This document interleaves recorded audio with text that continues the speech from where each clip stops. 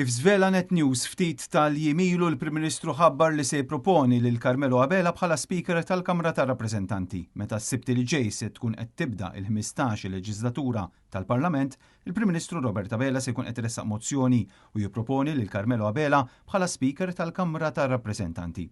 Carmelo Abela ġie elett tal-ewwel darba fl-1996 u baqa' jiġi elett f'kull elezzjoni, inkluż dik ta' 30 ta' Mejju li għadda, u kellu bosta karigi fosthom fih dan il-Gvern għal numru ta' snin kien isserva bħala Deputat Speaker tal-Kamra tad-Deputati u f'April tas-sena 2013 kien ġie maħtur Whip tal-Grupp Parlamentari tal-Gvern.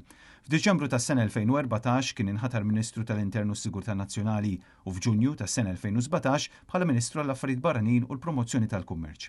F'Jannar tas-sena 2020 kien inħatar bħala Ministru fl-Uffiċċju tal-Prim Ministru b'numru ta' responsabiltajiet diretti. Il-Gvern ikkonferma li Carmelo Abela informa lill-Kummissjoni Elettorali li se jkun qed iċedi s-siġġu parlamentari minn fuq it-tielet distrett elettorali li fuq ġie elett u allura trid issir elezzjoni każwali oħra biex jiġi elett deputat minn floku.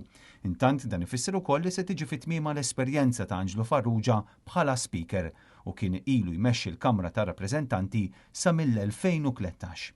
Carmelo Abela minnaħa tiegħu ringrazzja lil dawk kollha li kienu ta' spalla għalih kif ukoll lil dawk li esprimew l-fiduċja fih fl-elezzjoni ġenerali li għaddiet.